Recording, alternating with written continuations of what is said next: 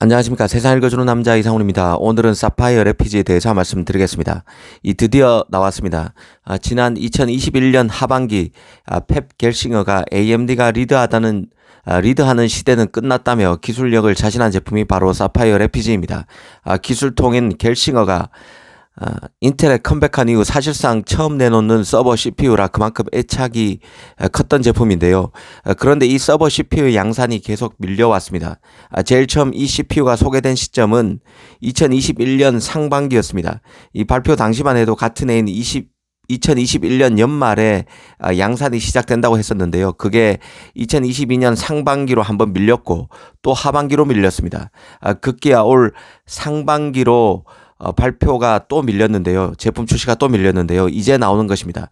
정리하면 3전 4기 만에 나오는 것입니다. 문제는 이 서버 CPU가 적용되는 노드인데요.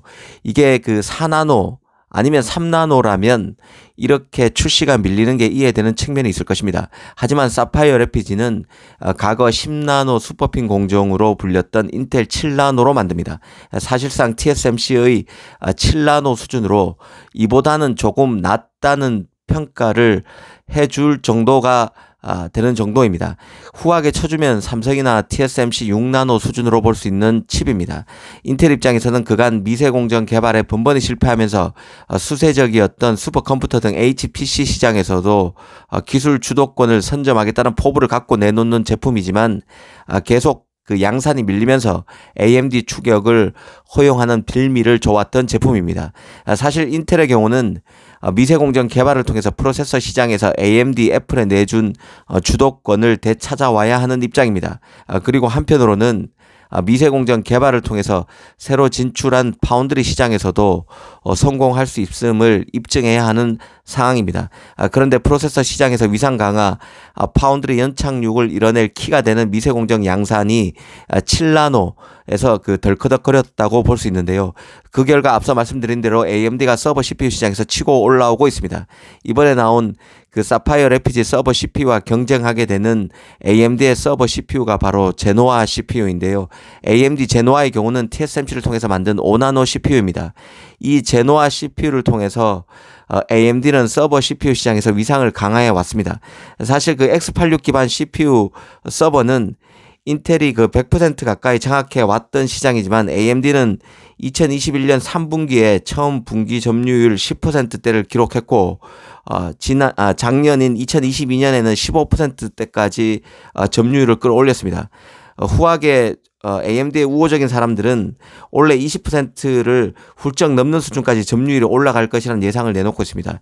이 소비자용 CPU에서는 최근 인텔이 잘하면서 AMD가 고전하고 있지만 가장 마진이 높은 서버 시장에서는 AMD가 계속 밀어붙여 왔던 상황입니다. 이제 그 사파이어 래피지가 출시돼서 AMD와 마진이 높은 서버 시장에서 진검승부가 예상됩니다. 사실 그 사파이어 래피지 경우는 인텔 입장에서 기술적으로 중요한 의미가 있는 제품인데요. 일단 그 메모리 차원에서 한번 보겠습니다. 일전에 그 CPU 시장에서도 첨단 노드 경쟁이 극단으로 치달으면서 메모리 사양이 갈수록 중요해지고 있다는 말씀을 드린 적이 있습니다. 서버 CPU 경쟁에서도 핵심이 결국 메모리라는 점이 부각되고 있는 것입니다.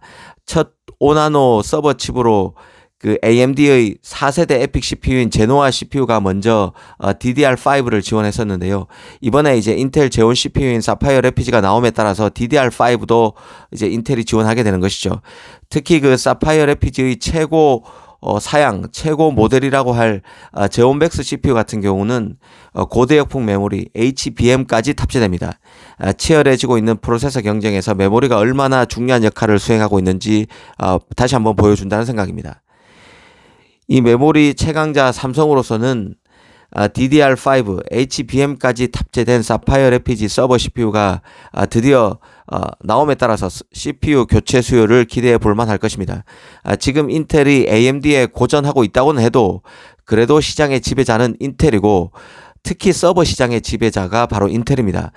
시장의 한 90% 가까이가 인텔 CPU입니다. 이 사파이어 래피지의 시장 평가가 좋을수록 파급력이 클수록 메모리 교체 수요도 더 크게 생길 수밖에 없습니다. 이 사파이어 래피지는 인텔이 처음으로 여러 개의 다이를 연결해서 이른바 멀티 타일 구조를 도입해 놓은 CPU라는 점도 잊지 말아야 합니다. 이 사파이어 RPG는 최대 400제곱밀리미터의 SoC 다이 4개를 연결해서 최대 1600제곱밀리미터 크기의 CPU로 만들었습니다. 현재 그 제조 기술로 만들 수 있는 가장 큰 그 모노리식 다이가 700에서 한 800제곱밀리미터 정도인데요. 멀티 타일 이번에 그 사파이어 RPG는 이를 멀티 타일 구조로 해서 2배로 늘린 것입니다. 이 덕분에 사파이어 RPG는 인텔의 최대 약점으로 꼽혀왔던 그 코어 숫자도 크게 늘릴 수 있게 됐습니다. 실제로 코어 숫자를 한번 보면요. 이 사파이어 RPG 같은 경우는 최대 코어 수가 60개에 육박합니다. 이전 인텔 3세대 칩인 아이스 레이크가 최대 코어 수가 40개였으니 50% 정도 많아진 것이죠. 하지만 그 한계도 뚜렷합니다. 당장 그 코어 수가 이전 모델보다 크게 늘렸다고는 하지만 AMD에는 모자랍니다. AMD 제노아 칩의 경우는 단일 칩에서 최대 그 96개, 96개의 코어를 제공하고 있습니다. 인텔이 60개니까 이번에 사파이어 RPG가 60개니까 36개가 더 많은 것이죠. 제노아 칩이. 이 때문에 인텔은 그 사파이어 RPG를 발표할 때도 이전 세대 칩, 그러니까 아이스 레이크와의 비교를 주로 했습니다. 그래서 아이스 레이크 칩보다는 일반적인 컴퓨팅 향상이 53% 가능하다고 발표했습니다. 하지만 그 AMD 제노아 칩과의 직접적인 비교는 철저히 피했습니다. 물론 AMD 코어 숫자가 더 크다고 해서 더 성능이 뛰어나다는 절대적인 보장은 없습니다. 성능 극대화를 위해서는 가속기도 필요하고 다양한 변수도 작용하기 때문에 추가로 이후에 검증이 필요하다고 볼 수 있겠습니다.